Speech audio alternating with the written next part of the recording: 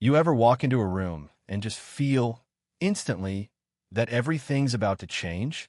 That's how it was that morning.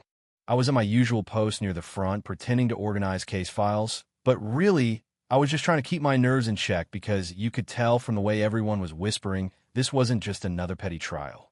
No, this was something else. The prosecutor stood up and said, straight-faced, this man claimed he could kill at 800 yards. Nobody in the jury blinked. The defendant, Daniel Riggs, just sat there, staring ahead, shackled and silent. No lawyer by his side, no family in the gallery. Nothing but that chain around his waist, clinking against the wood. People saw what they wanted, a bitter ex-Marine, maybe dangerous, maybe broken. And honestly, for a moment, I saw it too. But then the door opened, just a regular old courtroom door. But in that silence, it sounded like a warning.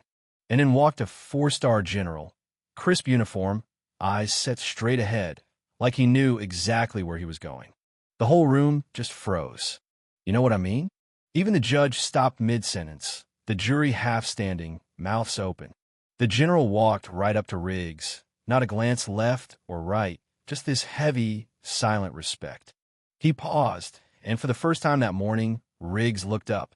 No smile, just the slightest nod like old soldiers do. It was electric, and nobody dare move. I swear, you could feel the tension humming in the air.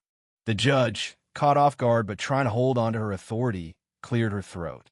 General, may I ask your business? Her voice wavered just a little. He answered, steady as stone, I'm here for the man before you. Gunnery Sergeant Daniel Riggs, United States Marine Corps, Task Force Iron Dagger.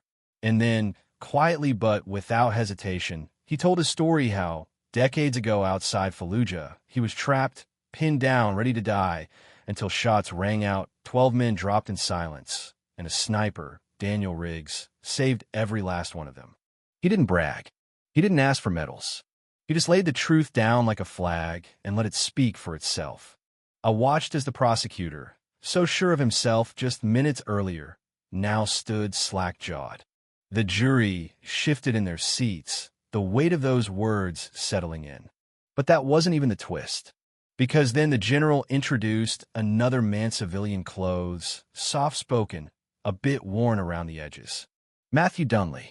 Turns out he'd been at the gas station the day Riggs supposedly threatened someone. Matthew stood up and spoke plain. That kid was the one yelling, not Riggs. He started it. Riggs just stood there, quiet as ever. And then, like fate was on his side, Matthew produced a written statement one nobody had bothered to read. But the general wasn't done. He submitted video footage, recently recovered grainy, a little warped, but you could see everything clear as day. The so-called victim was the aggressor, finger in Riggs's face, voice raised, body language screaming for a fight. Riggs? Hands at his side, never even moved. I felt the room shift, the whole mood turning, the old story crumbling right in front of our eyes. The judge watched, silent, eyes fixed on that screen. And for the first time, I saw something change in her face. Not anger, not confusion, just recognition. You'd think, after all that, the case would end right there.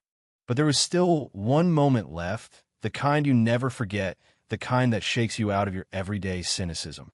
The general stepped forward, stopped in front of Riggs, and then slowly, with deliberate grace, dropped to one knee. Not for show, not for the cameras, just to say, I'm sorry. Sorry for the years since Fallujah, for every sidewalk passed in silence, for a country that had forgotten how to listen. You could hear people sniffling in the gallery, trying to hide their tears. I gripped the desk so hard my fingers went numb. Even the judge pressed a hand to her chest, just trying to steady herself. And in that moment, Riggs stood slowly, like a man remembering how to stand tall. He put a hand on the general's shoulder, not to pull him up, just to say, it's okay. I see you two. Then the smallest smilia crack in all those years of quiet pain, a glimpse of the man beneath. The judge's voice, when she finally spoke, was softer, almost trembling. In light of new evidence, all charges are dismissed. And on behalf of this bench, I offer a formal apology. No one clapped. It wasn't that kind of moment. Instead, the bailiff unlocked the chain. It hit the floor with a sound that, Honestly, felt like a victory bell.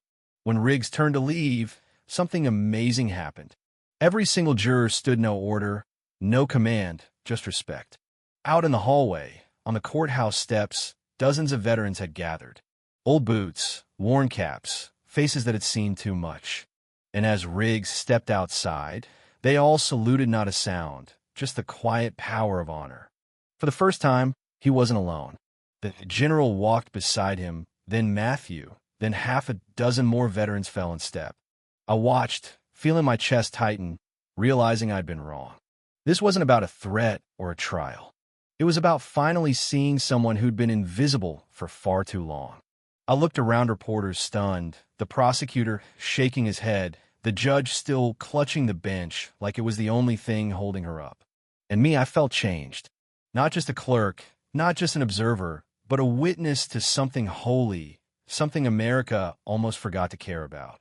Sometimes justice isn't a verdict, it's recognition. It's truth laid bare.